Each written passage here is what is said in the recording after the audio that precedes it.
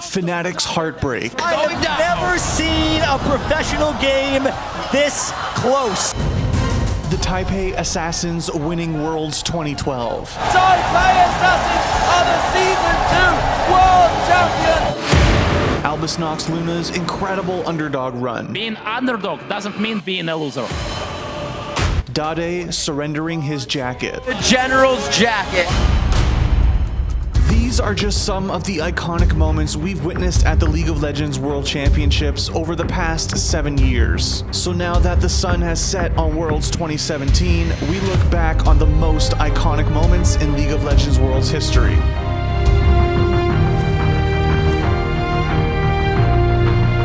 Of all the iconic stories to emerge from the League of Legends World Championships, few are as memorable as the Taipei Assassins run in 2012. The Taiwanese outfit became overnight sensations, not only for their incredible play, but for decisively overcoming arguably the 3 strongest teams at the tournament in a series of history-making upsets. This is when Assassins rule the world.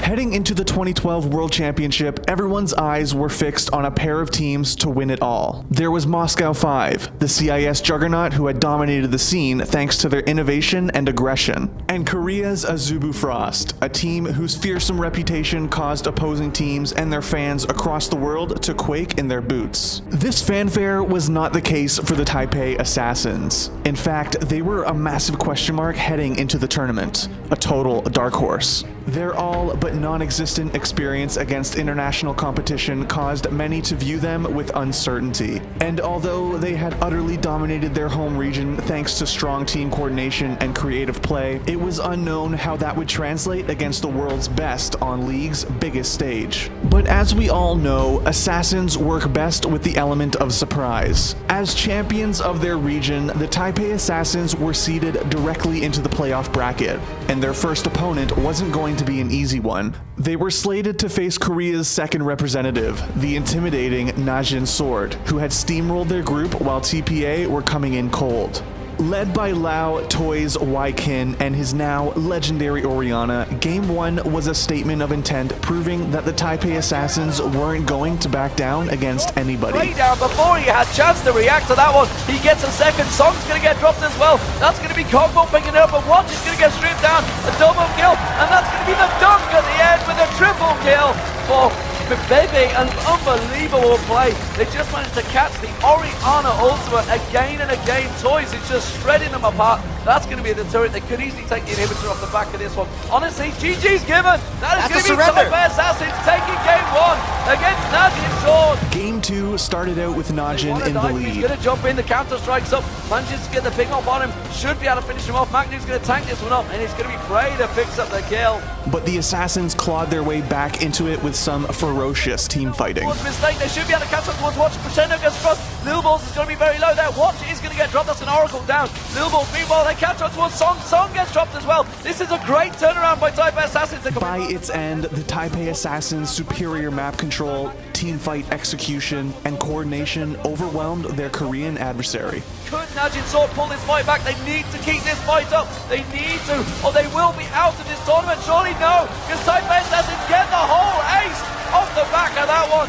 And Najin Sword initiated. Could that be Taipei Assassins going through to the semi-final versus Moscow 5? GG given. That is it. Taipei Assassins surprising everyone but themselves in here. The sweep over Najin caught the world's attention. The Taipei Assassins' passionate celebrations and infectious energy captivated viewers just as much as their unexpectedly high level of play. We said earlier, you can only be as good as the competition you're playing against. Well, TPA has kind of proved us wrong there. TPA 向全部人证明，不只是东南亚霸主，我们会赢得更漂亮。谢谢。 While the win brought cautious optimism to their new fans, there was still much work to be done. Why? Because Taipei Assassins' next opponent was going to be an even bigger test. The love 'em or hate 'em Moscow 5. Taking down a tournament favorite like Moscow 5 would be no easy task. And after getting torn apart in the first game of the series, the obvious question was whether or not TPA were up to the challenge. 1 minute into the game, that's all Moscow 5 needed for Game 1 as they take it from TPA.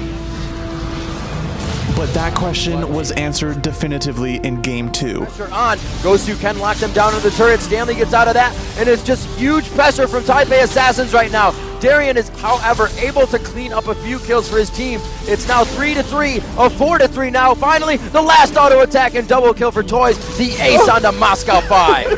They're going to gain some huge ground here as they turn Moscow 5's base into shambles. Moscow 5 not exactly flustered, but I think this is the first time we have seen them not be able to answer his strategy.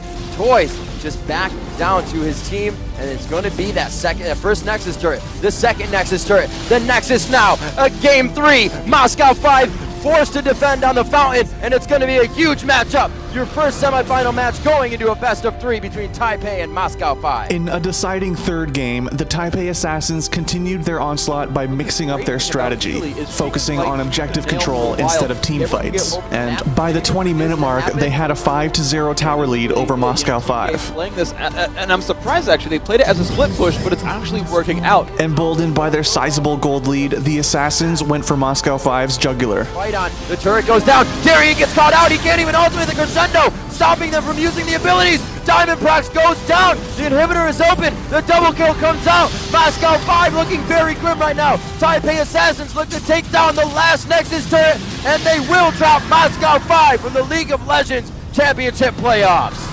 And would you look at that, the cheers, the yells, and the look of relief all mixed at the same time on their faces.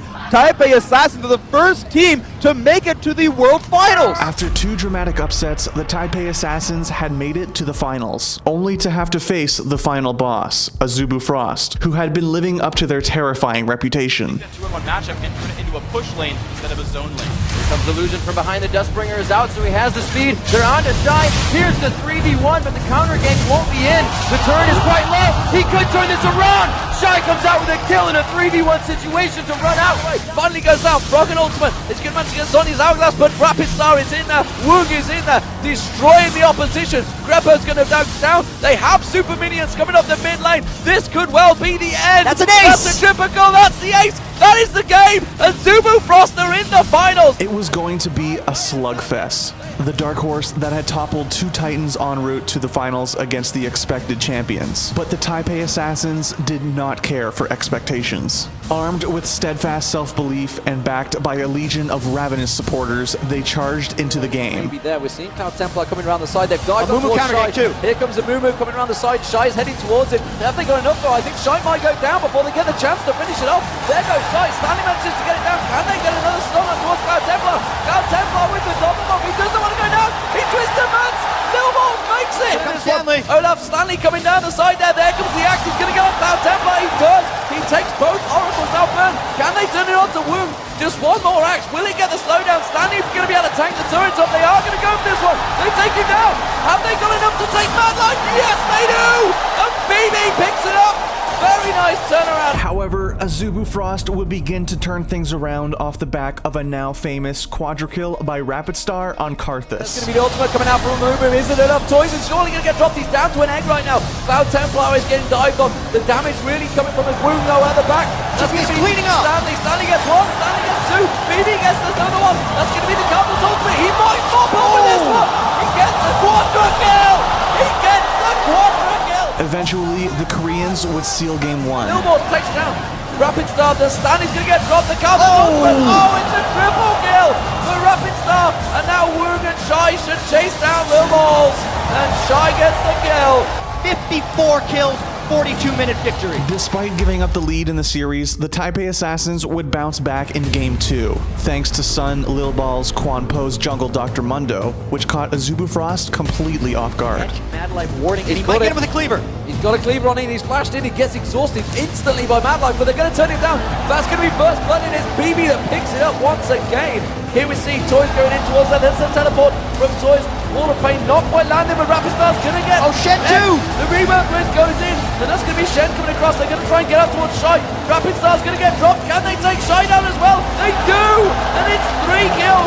Meanwhile, down the bottom, there's another trade. That's an ace! It's the Soda going down. They've managed to ace them as much as he can. Lilball's getting involved. Ace in the hole being blocked off by Woog. Not the ideal target. Toys is going to get ready. Toys goes down. First death of the game. That's going to be calling. Requiem's going to come out. It's going to be close. But it's a triple kill again. Rapid Star getting caught now. Rapid Star's going to drop in the wall. Catch on to him. Phoebe gets another. Rapid Star is exiting Lilmos. He's got to be careful there. Towers on him. That is going to be the nexus. That is going to be the ace. Taipei Assassins will take game 2. In game 3, Toys Oriana would make a triumphant return. Doesn't matter, ultimate was useful. LoL Worlds Each backs away. Shockwave used like that. Devla pulls him in. Shockwave's that's gonna be an Oracle burn for Toys. Woog trying to pull something out here. Stanley with the ball on him. He's gonna jump back onto Rowan Woog. Woog gonna get dropped. Taipei Assassin are destroying, one might say, assassinating Azumi Frost. It is a surrender. They knew the game was over, Azubu Frost. They just wanted to get on to the next game. That could be a smart call. They knew that lingering in that game was only going to demoralize them, so they decided to end it early. The Taipei Assassins were one win away from the unlikeliest of world titles, and in Game 4, they showed Azubu Frost no mercy. He's forced away, and I'll tell you what, Madlife is completely out of position. He's going to try and back off from here. He's trying to teleport. He's not going to get a chance to. He is trapped. Has he managed to escape it though? With that, will that little pixie get spotted? He has. Madlife's going to go down. There's no way in hell he's ever going to escape this one. The kill's being given to Toys, and that is first for 2 minutes gone. Full combo. GPA is feeling very confident right now because, big fight up top. They're pressuring on towards Madlife. They might get him in. True Shot Barrage just about missing. Mistakes trying to go aggressive. There's Stanley coming in. There he goes. Woog's going to go down, but I think he might get a kill from the tower. Wow. No! They escaped it. Cloud Templar getting straight in there. The Lulu Ultimate pops them up. Absolute Zero goes off. Stanley taking low. Stanley has to back away. Cloud Templar gets dropped by mistake. Can they turn the aggression though? Shy's going to be targeted. Phoebe goes through. Toys takes down Shy. Oh, here comes the taunt. There comes, is the Shockwave going to come out? No, this certainly pulls the ball on Stanley. Stanley is going to try and come across. Cloud Templar's going to get caught out here. He will go down. Eventually it's Toys that picks up the kill again. The Wu was exhausted. Taipei Assassins are going to continue diving on this one. Wu with the Lulu Ultimate is going to walk away from that. And again they have beautiful stuff. Baby with True Shot Barrage takes down Wu. With total map control and a 17k gold lead, the Taipei Assassins went for the killing blow. Ultimate is not enough. There is no damage coming out from Azubu Frost. Taipei Assassins to do no. Shockwave pulls in Cloud Templar. Phoebe picks up a kill on Chase there. Shy goes down. Madlife getting stripped. Oriana picks up another kill. Taipei Assassins are the Season 2 World Champions. They had done it. The Taipei Assassins had emphatically taken down 3 of the world's best teams to become world champions. They took down the cream of the crop. Najin's sword looked unstoppable at a group stage. Moscow 5 was the favorites coming into the tournament. Lose the first one against the champions of Korea and then take 3 games in a row. The Taipei Assassins run has become something of a legend. It comes from a time when League of Legends was still growing, and theirs was easily one of the most exciting storylines to grace the game up to that point. Sure, looking back on the games now, we can see how far the competitive scene has come. The macro decisions, team fighting, and execution are far more developed today. But the Taipei Assassin's story at Worlds 2012 still embodies the amazing spirit of League's early days. The passion, the fun, the triumphant underdog. How can you not love that? That is just awesome. One more hit. A few more hits. Will this really happen? They did it again! World Championship hopes can be made or destroyed by the smallest of margins. And few teams have learned this more dramatically than OMG and Fnatic did at the 2014 World Championship. One more hit was all Fnatic needed, but instead it was one of the closest games in World's history. I've never seen a professional game this close. But instead, it was heartbreak for Fnatic. Group C of the 2014 World Championship was a race for second. Korea's champions, Samsung Blue, were heavily favored to take first, but China's OMG, Europe's Fnatic, and North American LMQ were all contenders for the other playoff spot, meaning that every single win mattered. Because right now, quarterfinal hopes are still alive for every single squad. It was day 3 for the group. Fnatic had already lost to OMG earlier in the tournament. It's currently Samsung and Cloud9. There is the Nexus falling. But a win in the rematch would put the victor in prime position to move on to the next round. 74% of you said that Fnatic will walk away with the win, so mirroring the sentiment from the analyst desk. As expected, the game was an absolute barn burner, with both teams going back and forth. OMG will be left somewhat guessing in this mid lane. There is a stun coming in, but you see Loveling stuck around long enough. They're actually going to dive towards Peke. Deathmark is down. Peke's not going to survive this one, but he does get the kill on the way out and gets the first blood even. Get a Quicksilver Sash. Well, you are so far away from that right now, and OMG is right on the front doorstep. Oh no! A pie to the face of Reckless as Cyanide dodges out on that one, and it looks like he will be getting popped by the death mark. He goes down to Cathian surprise, could finish going, but he flashes over the wall. Sound with a beautiful relentless pursuit to save himself as well. Oh, Fnatic are pushing straight up that mid lane. Baron is going to go down here for OMG, but they may lose an inhibitor for it. They're going to recall though. Oh, Fnatic have already got the turret. The inhib's going down. That's a trade that Fnatic will probably say, we'll take it. Watch this flank from OMG though. Going is behind them. I just don't think the timing syncs up right. Fnatic has a good chance of getting away from this one unscathed. Turn for them. This is the fight OMG has to take. It's going to be cool going in. Oh my god, he gets Reckless. He had no chance to use pretty much anything, and it didn't matter because they did get it on him. Soaz, Peke, very hurt here. Leveling goes in, gets the hit up. He's stunned, but he jumps again. Tries to go for Peke. They've lost now Soaz and Reckless. How will OMG move off of this? Because they still have to guard their base. We said that OMG needed to put up a fight before inhibitors all go down. And at the very worst case, they'd have to do it before that third inhibitor. Zed is a god. And he's getting the kill as well. That gives him the rampage. And OMG seemed to have an opening and charged Fnatic's base, but Xpeke held fast, repelling the Chinese squad's aggression. 65 minutes to get onto the Nexus turret. Both OMG's Nexus turrets are down, but somehow still very cool. Eats a shot, he goes down. That was an execution, but it doesn't matter. The time is still... With OMG on the run and most of Fnatic in pursuit, Soaz made the decision to teleport to the top lane, enter the enemy base, and begin hitting the Nexus. It's not Cassidy, but it's Rumble. Soaz TP's to the top. He's going to go for the Nexus here as well. Soaz trying to be the hero. The recall's coming in, but Soaz was on it. One goes back, the rest come in. He's not going to get it. Down. I don't think he's got the damage here, but the Super Minions are coming in. I say he's not got the damage for the Nexus. He's down to half HP. He's already used his flash, and he will end up falling. As Reckless stalled recalls and killed two members of OMG, Xpeke and Cyanide joined the scramble, putting everything they had into OMG's Nexus. Going and Loveling put everything they had into saving their Nexus. Each hit brought Fnatic closer and closer to winning the game. It came down to the wire. Hey, up from the Guardian Angel, a few more hits. Will this really happen? No, they didn't get it. They did it. Nexus, it's Yellowstar trying to get in. Inhibitors are spawning left and right. The top one has still come up, but OMG. With their Nexus saved, OMG surged back into the game. Because if they got into another fight while they're down two inhibitors, they may lose. They're trying to use this one death time of Dada to end it, but OMG isn't going to let it happen. Oh, the flag from Go-Go, they're going for Reckless, that knocks down, shut down here by Lovely. Who's the next target? Soaz is in between them, but they're going for Yellowstar, second man down. Decisively winning the next big team fight to win the game and crush Fnatic beneath them. And that's going to be the game. It's hard to imagine that a game which was well past the hour mark came down to a single hit. Angel, a few more hits. Will this really happen? No, they didn't get it. Oh my God, they did it. The clip has been broken down, replayed, and analyzed countless times. He needs to stay with the creep wave to guarantee him staying alive for longer.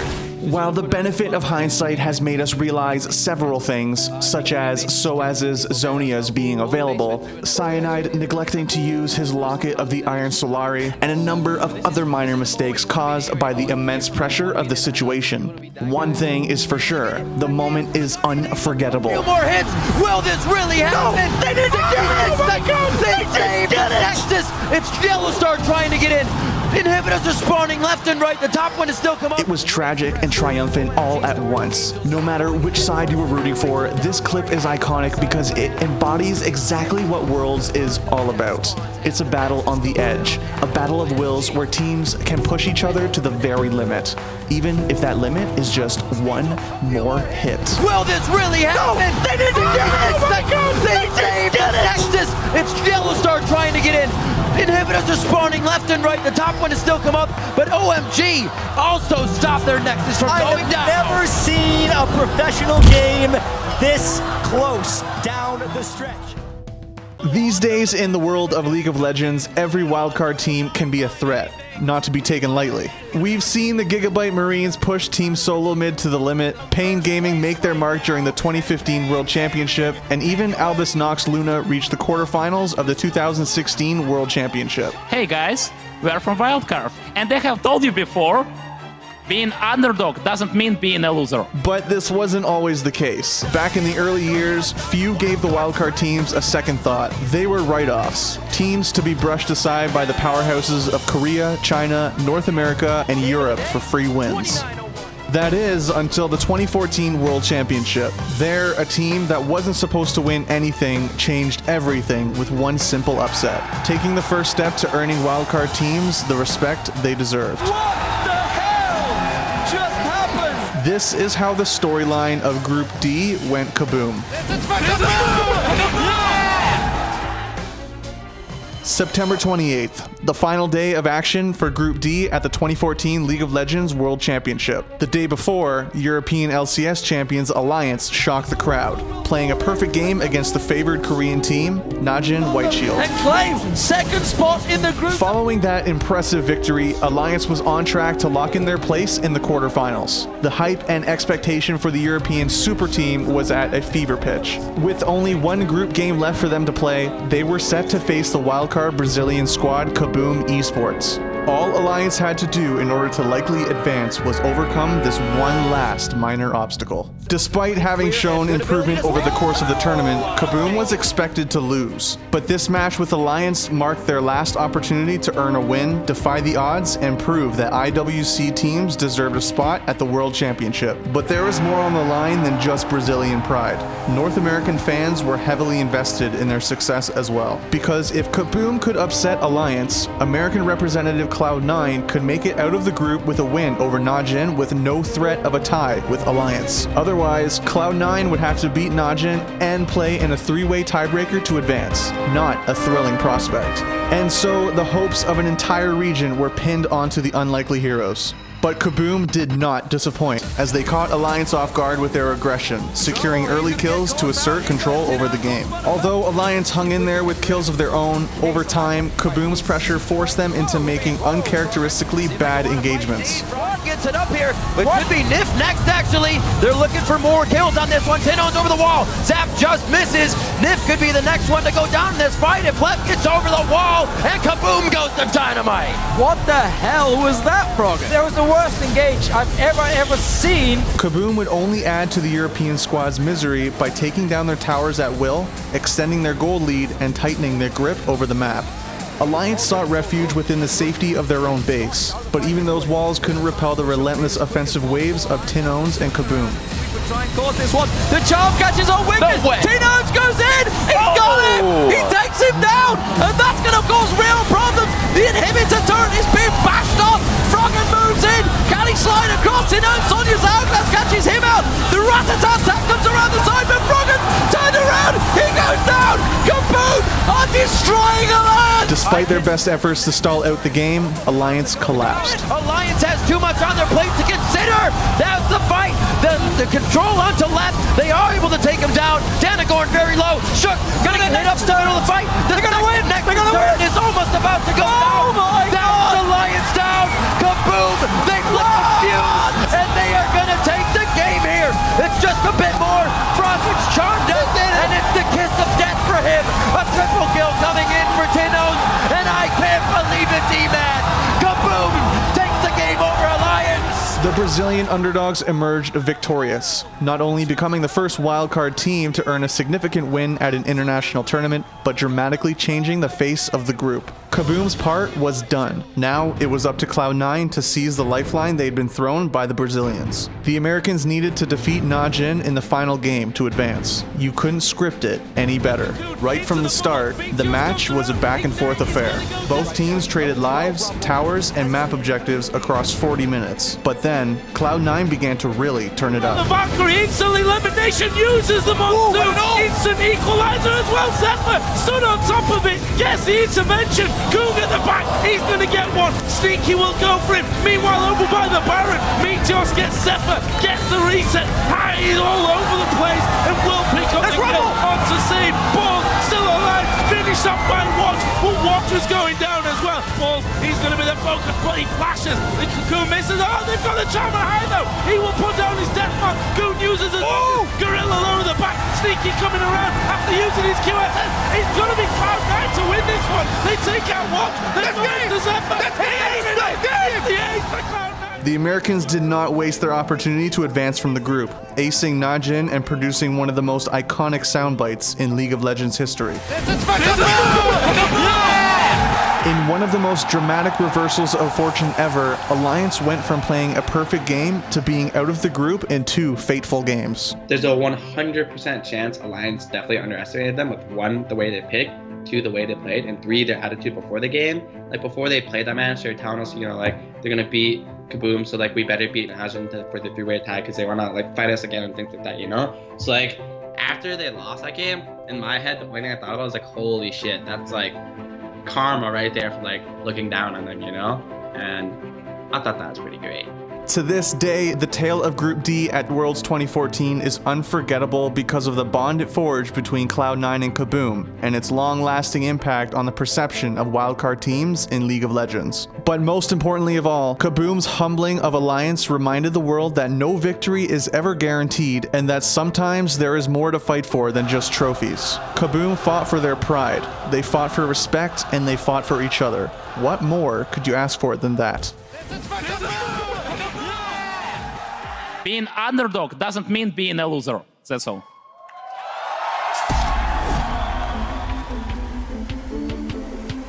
No one has ever expected much from the international wildcard teams at Worlds.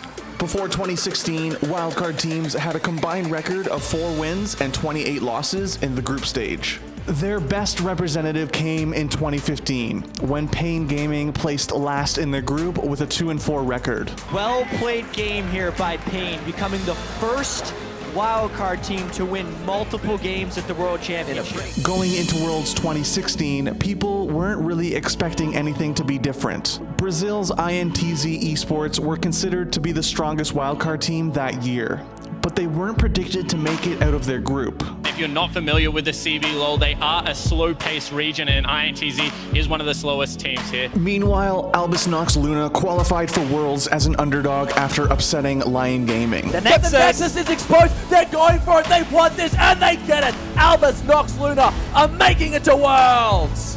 But ahead of the tournament, anybody looking to say anything about the little-known team could point to a few things. They had crushed the LCL in both spring and summer. They had a solid top and mid lane. And their support, Kirill, Likrit, Malafeyev, was at one point the top-ranked player on EU West. Бориса цепляет, идут дальше. По троим флей! Ликрит сейчас! Троих обеспечил киллами! Likrit was often the reason for both Albus Luna's victories and defeats. His roaming, off-meta support picks and loud personality defined the team for many analysts trying to predict how they would do in the group stage. But despite his ability, all of them put Albus Nox dead last in Group A. Our opposing team in Albus Luna. So Crumbs, help me out here. What is this squad looking to do against the tournament favorites? I think they're just looking to last as long as they can. At first, it looked as if everyone's predictions were going to be accurate. Albus Nox fell to the Rox Tigers in a quick, bloody game that saw Rox's AD carry, Prey, pick up 13 kills. Kuro takes one of the other ones, and now Smurf will fall. It would have been a pen penta, but Scumbag Kuro steals it away. But that is the ace inside the base. That should be the game for Rocks Tigers to start their tournament 1-0. The tournament favorites stomping everyone in front of them, turning it on after 10 minutes and laying waste to Albus Nox. The Tigers were favorites to make it to the grand finals, and everyone was confident that Albus Nox would meet their low expectations. But in 2 days, Albus Nox blew those expectations away. Now, Albus Nox, they actually gave us an exciting kill-heavy start to the tournament up against Rocks Tigers of all teams. But they weren't able to keep it under control, so to speak, and the game quickly ran away from them after that. But Here's the top hit. This is so scary. Lecrit devours Smurf, spits him back out. CLG donated a kill, and Smurf's able to flash away to safety, but that was optimistic. Despite a rough early game, Albus Nox held fast against CLG's assault and turned the game around after CLG overextended.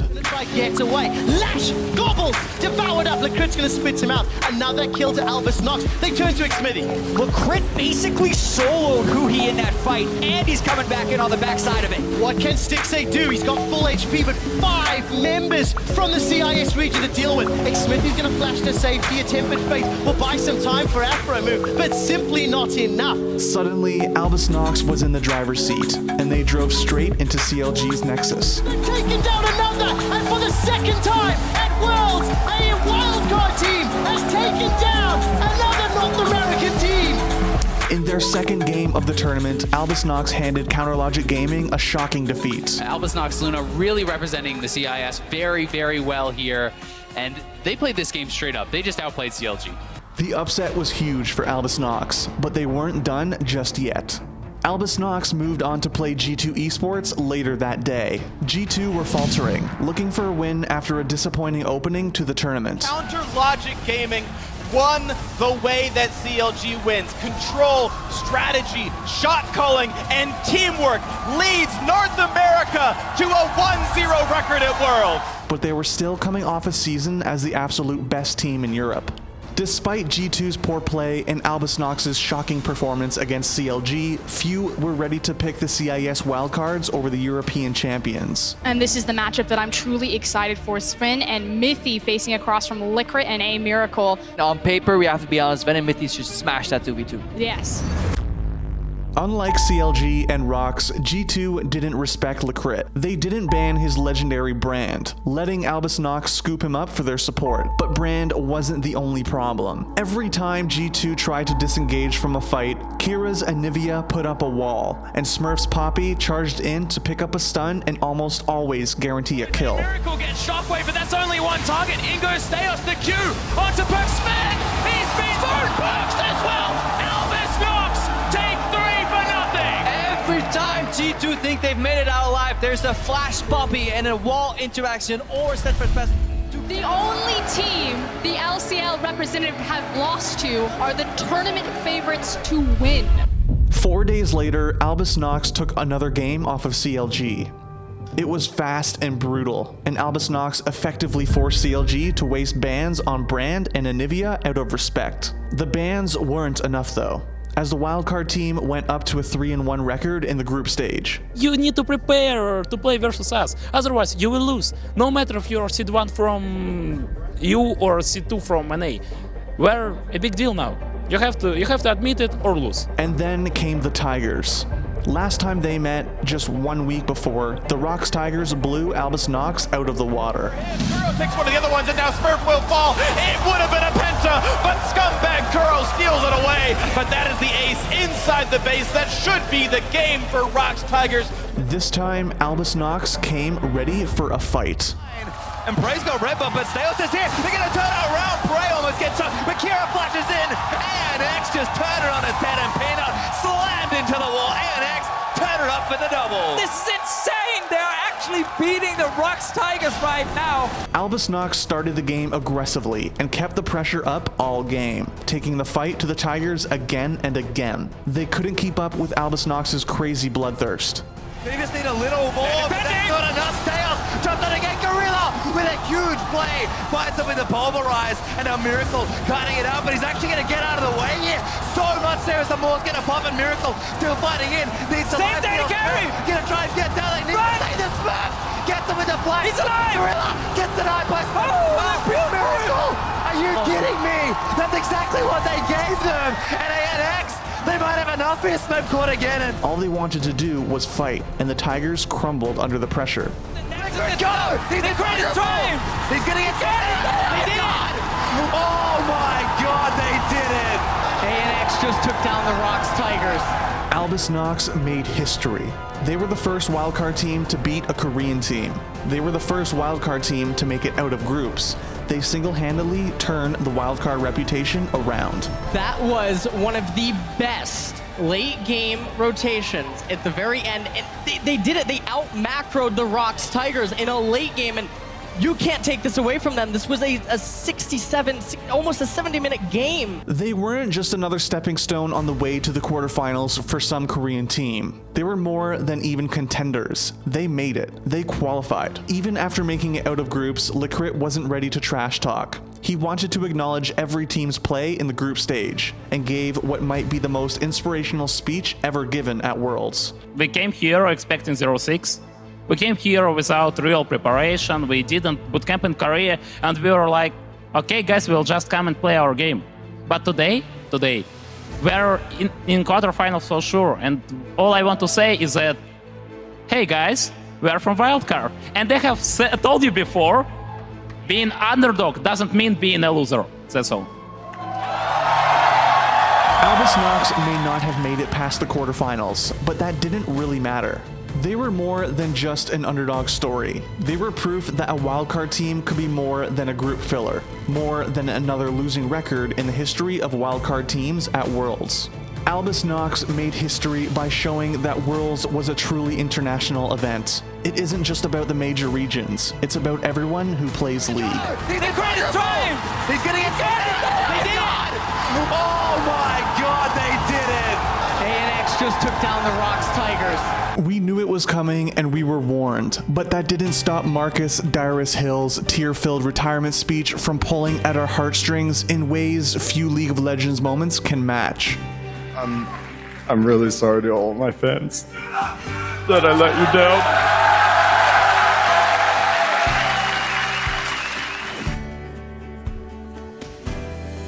Following Team Solo Mid's final game at the 2015 World Championship, Shox stood on stage with the TSM veteran for an interview that would shake the North American League of Legends scene. I really respect the energy of the crowd, no matter who they're cheering for, when it's either SOAS or IM.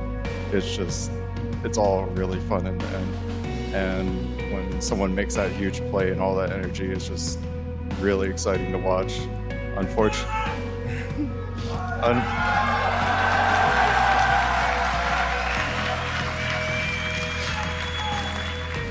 Unfortunately, on my side of the end, I wasn't able to perform when it most mattered. And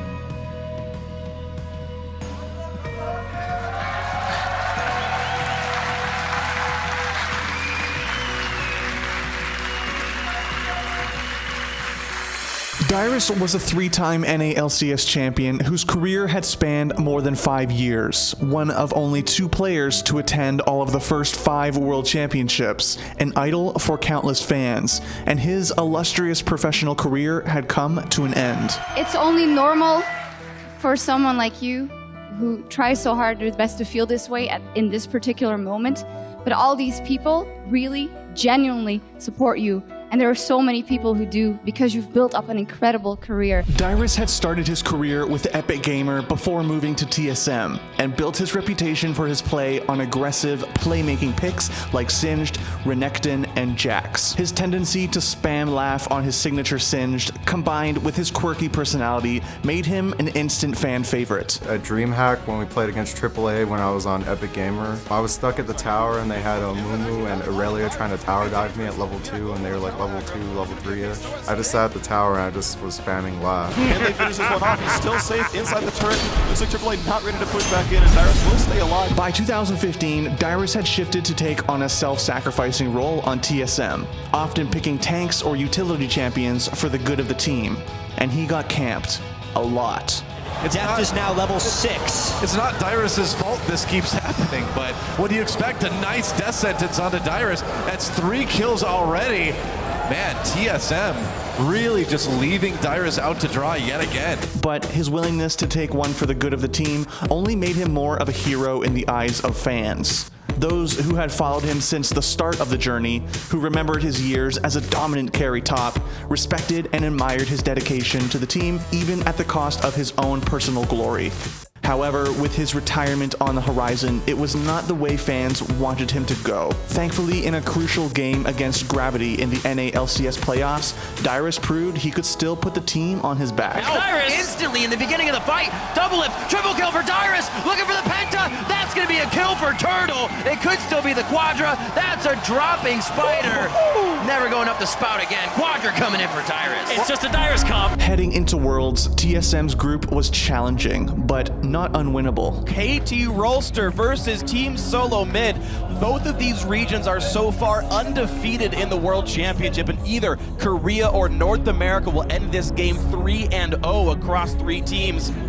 TSM the major underdogs. Dyrus, ever the great teammate, was back on tanks, but the team's performance was lackluster at best. The European and North American seeds are in a huge hole that they're about to have to climb out of in order to take down Goliaths like LGD and KT. I think this is the team, the group that has the most fans behind it, because all these teams are pretty popular. Everybody really knows who these guys are and want to see their own region do very well. And we don't really know how well they're going to do. By the end of the group stage, TSM only put a single win on the board, spelling an early elimination. And while the team now only picked up 1 win in the tournament, we still got to see, I mean, it's a very, very tough group they were in. Some great teams in it. We got to see fantastic early games, something they were really bad at during the summer split. They were always fall behind early. They changed that coming in. TSM's performance at Worlds 2015 was not what fans had hoped it would be, and Dyrus felt like he had let his fans down. As the crowd cheered for me, I started to cry because in my mind I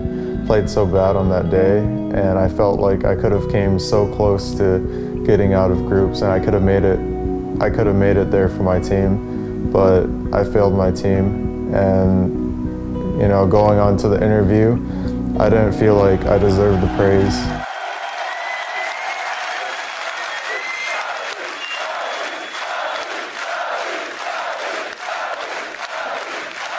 TSM's roster has changed. The team has had its ups and downs, but it always seemed like Dyrus would stay forever. In fact, as League itself continues to grow, develop, and change, we can look back at this as a landmark moment in that evolution. Dyrus may be in trouble. Dyrus is in a 4v1 right now. Let's see how long he lasts on this. He actually dives into the fight, and he is causing them to want to back off. Oddone just on the backside. He's only down to about 20% HP after they have all had the chance to use more than one spell reel.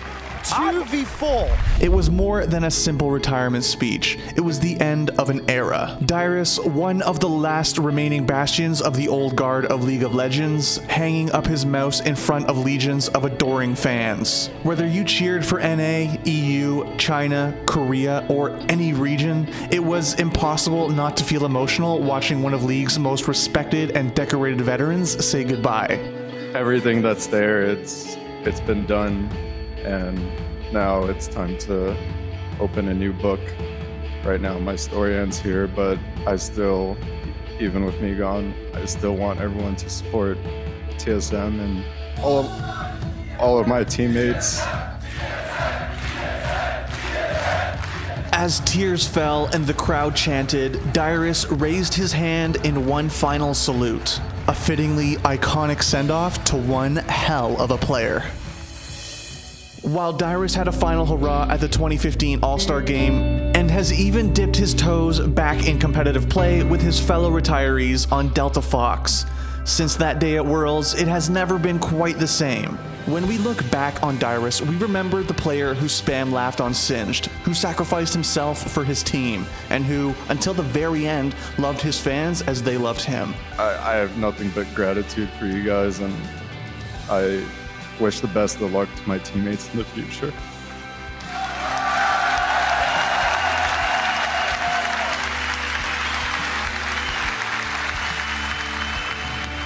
Bei Dade Yojin is perhaps one of the greatest mid laners in League of Legends history, and during the course of his impressive career, he earned the nickname The General for his incredible leadership and tactical brilliance, which led to various successes on the Rift.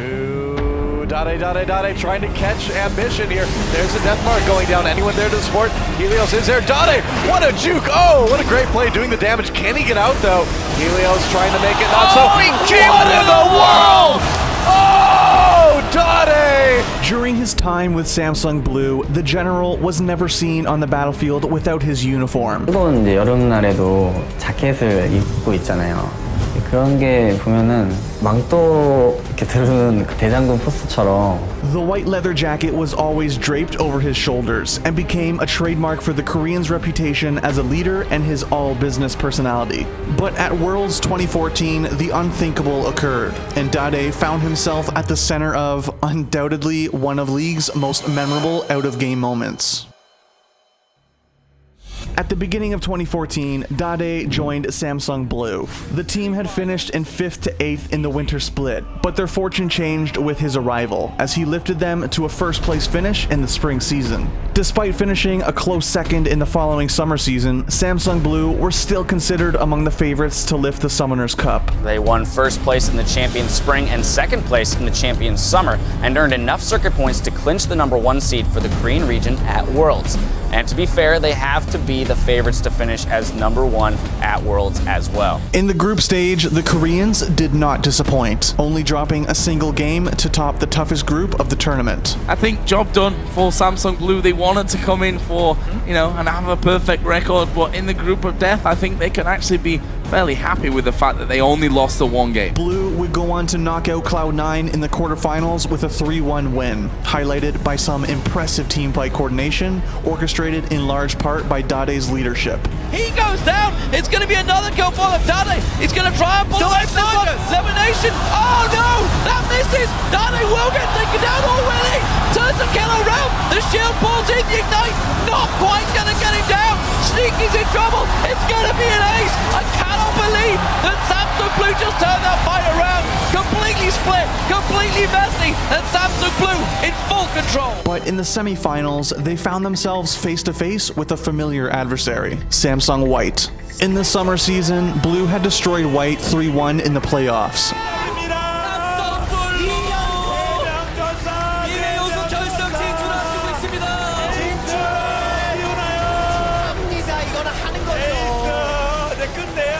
But at Worlds, White struck back with a vengeance. One hit, there's the disengage. Here's the flank, watch it calling from the back. Dade's trying to find what he can. Death gets hit up, there's no heal for him.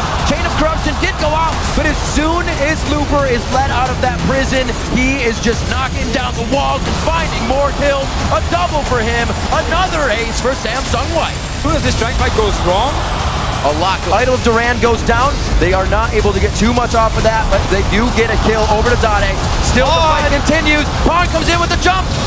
That just looks like he is going to chew everything up. One more hit. The double kill for Pawn. The Destiny goes. So Vision is everywhere they needed to. Spirit so low. Heart just as low in a matter of seconds. A double kill coming in for Pawn. It doesn't matter what he's on. The teams are ready and willing to continue the kills. I feel so bad for Dade. Going where he pleases, the cripple hits, he's going to have the connection. The Howling Gale will pop him up. There's the Zephyr, the exhaust, and Pawn just plops right down for another kill. One of the biggest stomps of all of Worlds. Going to the finals right now. Huge, 28-3, 22 minutes in. Are they really going to knock it down right now? The quickest in this best of 5 series, and they do not hesitate to drop the Nexus. It's only going to take 3. Samsung White finally defeats Samsung Blue. After a 3-0 drubbing at the hands of their sister team, Samsung Blue exited the tournament. But it's what Dade did in the immediate aftermath of the series that forever remains in the hearts of fans. But in game, you know the gloves are off. Very much so. Business is business mentality coming in for them. No way. Pawn gets the General's jacket. Wow. And Dade. Wow. Even with a smile on his face. That is a big moment. That is a jacket Dade never takes off. In a classy gesture, the general handed over his iconic jacket to Pawn, a symbolic way of admitting that Samsung White's mid laner hadn't just beaten him, he had surpassed him. Pawn was the next generation, and it was time for Dade to pass him the torch. Samsung White would go on to win Worlds 2014, and throughout their triumphant Grand Final series against Royal Club, the General's jacket was visible, resting over the back of Pawn's chair. A respectful salute to one of League's greatest mid laners. Business is business. Mentality coming in for them. No way.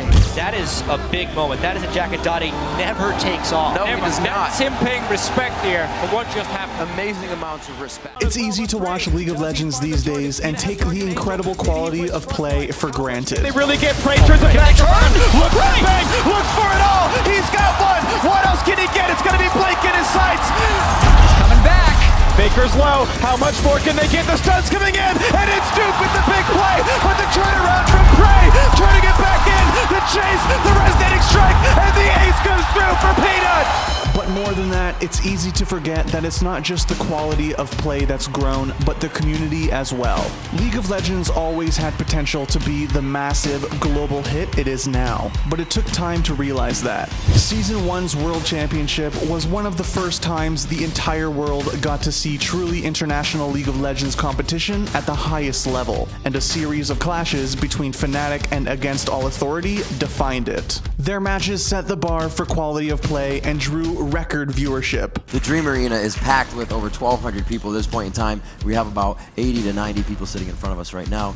Really, like this place is just crazy. It's like humongous, and there's like so much free stuff and so much to do. From the beginning of Season 1 Worlds, Fnatic and Against All Authority seemed fated to make history together, meeting first in the group stage and then again in both the upper bracket finals and the grand finals. Each time the two teams faced off, they had to play better than ever before, one-upping each other with a series of plays that deserve their place in history. Down, you can see he's immediately getting in. Oh, blow straight towards the tower. The tower's going to get a double hit on him. He's surely going to finish him off, though. He's going to pull. He's got the ulti down, but I think that barrel is going to roll straight into it. Big fat belly in the face. And that's a fast barrel. Oh, he's going to try and get in, try and get the steal. And Sonic does go down very quickly. They didn't quite get the steal, though, but the Ash Arrows just missed completely. He's going to get away, and I think Nunu is going to go down. Actually, Fnatic will come out very well on top of that, and that's going to be Aniva going to get rebirthed straight away. I think down the bottom I can see there's also someone chasing on Gragas down the bottom there. That's going to be Mama going down. So that's while Against All Authority would edge out Fnatic in their best-of-1 group encounter, the two European teams met again in the upper bracket finals. In Game 2, Fnatic's jungler Lori Cyanide Happenin would put AAA on notice with an incredible Baron steal on his Jarvan IV, nearly guaranteeing Fnatic the game and series. And I'm not quite sure it is yet. The fight has started, and it's grabbed by Fnatic. This is good shape for them. Let's see how this fight's going to turn out. Looks like Kuja already dead. Yellowstar getting crushed right now by Shushe and the rest, and this is looking so good for Fnatic right now. This is Fnatic, the winner bracket finals. They are going to win that one. Moving on to the grand finals, guaranteed top 2. Fnatic close down the next. Fnatic have not lost a single game since day 1. AAA did push through against Team Solomid in the loser bracket finals, and they are back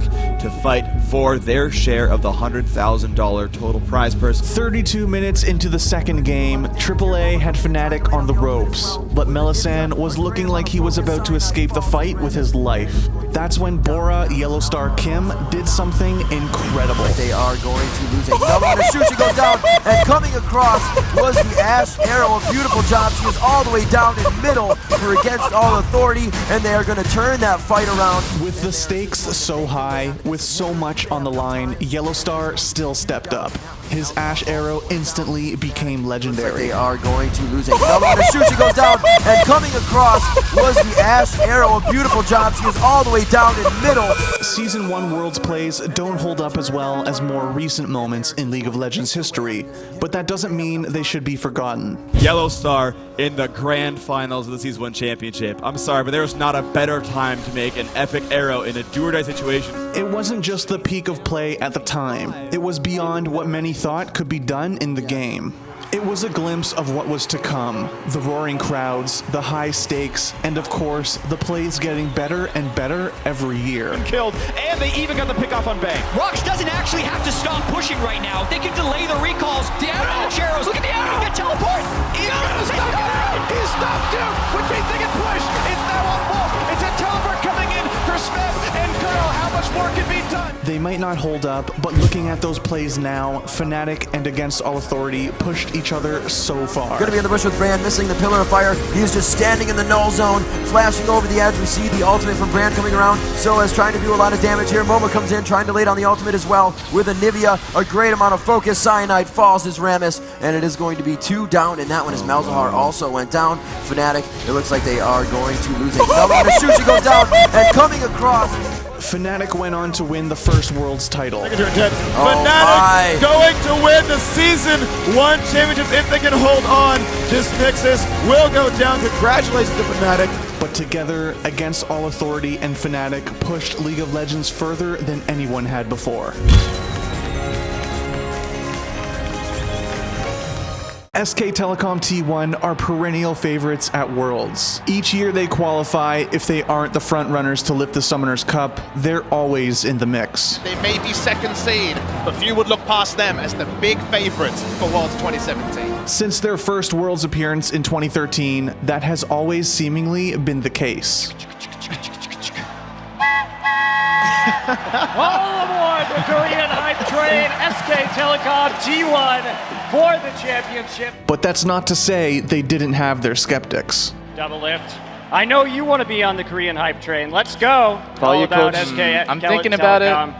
Thanks, Coach. No thanks. While most panelists at Worlds 2013 failed to predict SKT's triumph, even fewer could have expected just how hard the Korean hype train would run over the rest of the world. And that hype train would not only go on to establish the greatest dynasty esports has ever seen, but usher in the dawn of Korean dominance in International League of Legends. Ladies and gentlemen, the hype train is real. In the Hot 6 Summer Championship, SKT had dominated, securing a perfect record in the regional playoff group stage, only dropping a single game heading into the grand finals. In their showdown with the KT Rolster Bullets, things did not go as smoothly. And there it is, the flash crescendo. They do get Ryu, but here we go now. Insect coming in to try to engage. Impact from the top with that slicing Maelstrom. A huge 3-man shockwave. Piglet on the outside, doing a lot of damage. And oh my gosh, has SK held? No, despite another double kill from Piglet. It's just not quite enough. A triple kill for Score. A quadra kill. There's the Q slowing down, Impact a little bit, going into the back. What a huge ultimate. Piglet a little bit trapped. Crow Storm over the wall into the mid lane. Helps him pick up a few kills right away. Impact. There we go. Double kill for Ryu. And Impact behind enemy lines, trying to get the score. The Wither is down. He's under turret. Look at that. A double kill for Score. That is definitely it. There goes the Nexus. GG. But SKT would not be swept aside. And here we go. Speaking, going for it. SKT comes in, immediately takes down Ryu. Jumping onto Kakao. He's the next victim. Score and Mafa now lasting. A great Syra ultimate. Double kill again for Faker. And it is an easy ace for SK Telecom. A perfect ace. In the do or die Game 5, SKT would complete the reverse sweep, famously highlighted by Faker's now legendary destruction of Ryu on Zed. He's in the bed. Oh, Faker may be in trouble here. Deathmark tries to clean it up for Ryu. Oh, look at the cleanse. Look at the moves. Faker, what was that? The hard-fought victory cemented SKT's status as Korea's top team and punched their first ever ticket to Worlds. And their rampage continued there. But look at this, they're baiting in there. Piglet's going to be the focus, and he is going to get melted. Looking good, unstoppable force on towards Bengi. Man do get it taken down, but Nuke just gets melted out there. Tab puts some good damage down, but Faker gets himself the double. Zoro Zero, he gets caught out. He goes down, and that's going to be Tab caught out. He just gets melted and destroyed. The moment someone gets focus targeted, their hit points are gone. And That is the ace for SK Telecom T1. An advantage in this fight. Impact gets in. He manages to get the stun onto the Odd1. Odd1 repels up. Equalizer is going to slow down the entrance, but it's not going to be a huge amount. Impact is keeping on 3 members of TSM. The first victim will be Special. He got the crescendo down, but it's not going to be enough to save them, as now Dyrus will be the second victim of the fight. As a double kill for Piglet as he now flashes over the wall. Triple kill as he turns into Wild Turtle. This is going to be the Quadra. Does pick up the Quadra kill. SKT ended up going 7-1 in the group stage, dropping just 1 game to oh my god. Surgically removed from the map. There goes San with the double kill coming in. The Nexus is open. It's over an 11,000 gold lead of OMG to take out SKT T1. But SKT quickly made up for it in their rematch, where they pulled off what is perhaps the most incredible early game play of all time. And Cool gets turned again! The max range charm, the lockup, the knockdown, the takedown. Bengi gets the kill there. San going in! Way too close. The exhaust is there, but it's not going to be enough. They are going to fall one after the other in the I think I can mentality. But I think I can. They really can. SKT can! They're going 3 turns in a row and another kill! I stopped at 4 and 5. They're going for 6, 7, 8. Inhibitor turn at 12 minutes. OMG could lose their first game here. The 12-minute inhibitor is one of the most dominant plays in League of Legends history, and it set the tone for the rest of their tournament. But despite their displays of clear supremacy, SKT still had their doubters. Look what happened last year. The #1 seed comes out and wins the World Championship, and everyone underrates them because they came in from an unknown region. Of course, I'm speaking to TPA, and of course, Bears are here in their stead. I'm just saying the exact same thing was here. Here's the amazing Korean team, whether it's Sword or Frost, if you want to count last year, and TPA wins it all. I think Bears can just retrace those steps. And again, SKT responded to their critics on the Rift. Endless. Oh, wins! Goodbye! Of the Gamma Bears, and they don't have the fight. Ace in the hole, threading the needle. Tidal wave comes down, and the Gamma Bears are drowning under the pressure of SK Telecom. Dragon's Descent, tidal wave comes in from the background, does manage to catch 2 Sword Art, and NL in trouble. That was a good strangleforce, but NL is down. That's a lot of Gamma Bears damage. Removed wins is going to be the second kill of the fight, as now they turn onto Sword Art. That's going to be a triple kill for Piglet. Turret rushes non-combat items, still has better record in fights. Oh, here comes Faker. He has just melted Steak. Basically hanging around on the sidelines. We do see NL has been caught. He's been kicked backwards. That's NL dead to rights. Now Steak will be the next one to fall. Who gets a kill credit? It's Faker as Piglet picks up his second. Now Wins is getting dropped down as Sword Art in the background is crushed. A clean ace for SKT, and they're going to close this game out. They're on to the Nexus turrets. Gotta hand it to SKT. They definitely deserve this victory. In the semifinals, a domestic rival awaited. Najin Black Sword. Playing him. Sword are going to have to try and take him out.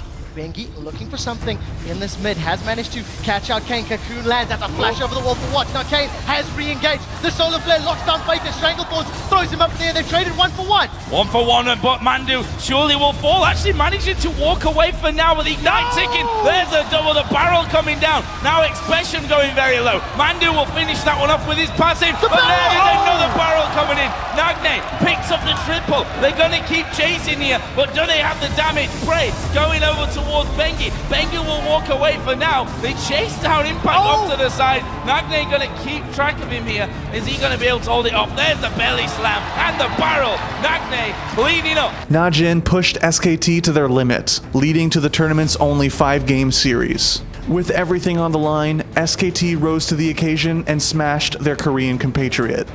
Up by objectives, and they go for the pick on Kane. Oh, Kane's in trouble. He manages to get the play down. True Shot Barrage throws across. Now Stand United has been used. Nagne re-engages. A massive shockwave throws 3 of them together. The first victim is Watch, and the rest of Sword are on the retreat. They're trying to get out. Here comes Impact. He's on to Prey. Prey still alive as the counter-strike doesn't land. A good charm. Now Piglet's in trouble. He uses the Arcane Shift forward. He secured another kill as Nagne's on the retreat. Nagne gets out. He manages to pick up 1 before Piglet closes it out. Expression still in trouble. Still in trouble, and he's the last man up in this one. Is Impact going to dive on top of him? There is the ace for SKT. This is at least an inhib here. They're on to the Nexus. Ladies and gentlemen, SKT have done it. This is the victory here. This is the final for SK Telecom T1. They will be representing Korea at the Staples Center in the World Final. Awaiting them there was Royal Club. Who's gonna win it? 3-2 Royal. 3-1 for Royal. 3-1 Royal. 3-0 Royal. Thanks, coach. No thanks. I'm going with Royal. Thank you, Monty. I appreciate your SKT favorite, but I think it's more time for a Royal. I'm going to have to go ahead and choose Royal as well. The hype surrounding the Chinese juggernaut was justified. They had unquestionably been one of the most impressive teams at the tournament. Shields up by Lulu. There's White's actually coming in. Wild Growth goes down. Going. He's getting obliterated. There's a three-man crescendo coming in as well. Taipei picks up a kill, but they're only going one way right now. San taking tons of damage there as he falls. They're still chasing here as well. Loveland, can he get away from this one? Tumble comes down, and that's a triple kill for the Vayne. 5-0, a clean ace. Royals Jian Uzi Jihao was a killing machine and was revered as one of the best AD carries in the world for his super aggressive and technical playstyle. Very early. Uzi is coming in from the backside. Surprise! Here comes the Vayne. Kill for White. San's not going to escape this one. They focus down Uzi, but look at him. He's still alive. He's still surviving. He stays alive. Ace for Royal Club. What an amazing fight coming out of Uzi. God. Surely the Chinese favorite would ascend their throne and truly become League of Legends royalty. But it wasn't to be. And Faker's ready to go. Explosive Cask is ready. We can see him getting hooked in. Sabi does get the crescendo off, but immediately he is going to go down. And now Uzi's in trouble. Can he get one kill? No, he can't. It's going to be 2 for SKT. And every lane is getting punished for Royal right now because Godlike cannot push up against Impact, and Baker's destroying Whites. There it is again, one after the other. They're going in for Mandu as well. They're going to try and take this one around. Peggy comes in. Cataclysm in there. Piglet gets 1. Piglet gets 2. Can they turn it around? It's going big. Godlike trying to get away from this one. One more hit will do it. Lucky and Mandu duking it out, looking down the river. Godlike's in trouble, but Piglet's going to fight. Lucky. There we go. And look what's happening in that top lane. Bam! There's another turret. On to the inhibitor now. This will be one of the first. The siege has been pretty unstoppable from these guys. Right now they go for damage poke. They want the fight. They're not even really going for the turret. It's always the 1-2, the hook. Can they get the cast? Oh, the unstoppable force, and they go into the fight. They're going in for Faker. They do come into the crescendo, but they haven't got him down yet. He's going to run away from this one. Will finally get caught out, but it's the death of the Royal Gaming getting caught out completely. They're just dropping like flies. Bengi may force Godlike. He's going to get caught out. The kick comes in. Impact's going to follow on through. Godlike gets kicked back in towards him. He's going to get created. He's going to get dropped down. Equalizer was down in time though. Uzi gets caught out. He's in trouble. Looks like Uzi may make it out. He forces the flash. Gets into the brush. Can he win? He puts on the barrier. No, Impact gets the leap strike. They take him down though as White's coming in from the back. And Lucky tries to hit him. The crescendo White's is down. White is in all sorts of trouble, but the Sonya's hourglass is perfectly placed. Can he get out? Force Pulse comes out. No! Piglet is there. Taipei's in trouble. He's going to go down. Piglet's tanking down the turret. And look at Piglet. Look, he's just in all sorts of trouble. He's like, what do I do? What do I do? I give a triple kill to Piglet. A 5-for-1 by SKT.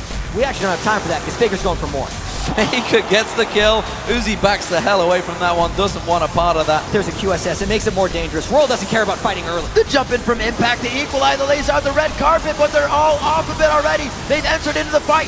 Royal's health bars are just getting demolished. Uzi on the outside trying to do what he can, but it's not going to be enough. Uzi's chased into the base, and SKT wipes him for the ace. The quadra for Piglet. To get on towards him, they will pick up the kill, but will it be the detriment? Because look at the top lane. Oh, the tower not quite.